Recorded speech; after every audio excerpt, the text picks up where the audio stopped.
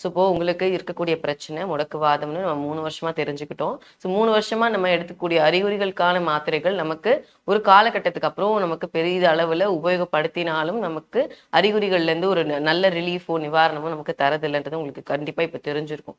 So இப்போ இதுல நடக்கக்கூடிய மாற்றம் என்ன நம்ம உடல்ல? ஃபர்ஸ்ட் இம்யூனிட்டி குறையுது.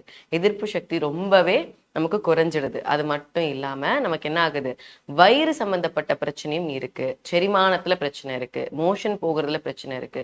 இதெல்லாம் நடக்க நடக்க நம்ம உடல்ல என்ன ஆகுதுன்னா விஷ நீரானது உற்பத்தி ஆயிட்டு தான் நம்ம இந்த மூட்டுக்குள்ள உட்கார்ந்துருது.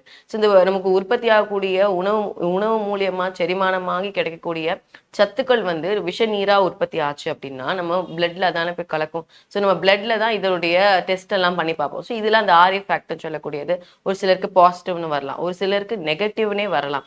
ஆனாலும் அவங்களுக்கு எல்லா விதமான அறிகுறிகளும் இருக்கும். ஸோ இது வந்து ஜீரோ நெகட்டிவ் ஆர்த்ரைட்டிஸ்னு சொல்லுவோம். ஒரு சிலருக்கு பாசிட்டிவ்னே வந்துடும். ஸோ இப்போ இந்த மாதிரி ரத்தத்துல கலந்து அந்த பிரச்சனை வந்து பாத்தீங்கன்னா நமக்கு அறிகுறிகளா கால்கள் மூட்டு கைகள் மூட்டுன்னு சொல்லிட்டு எல்லா மூட்டுகள்லையுமே பாத்தீங்க அப்படின்னா நமக்கு வலி இறுக்கம் இருக்கும். அதை விட மார்னிங் ஸ்டிஃப்னஸ், அதாவது காலையில எழுந்திருக்கும் போது ஏற்படக்கூடிய வலிகள் வந்து அந்த மூட்டுகளை நம்மளால நகர்த்தவே முடியாது.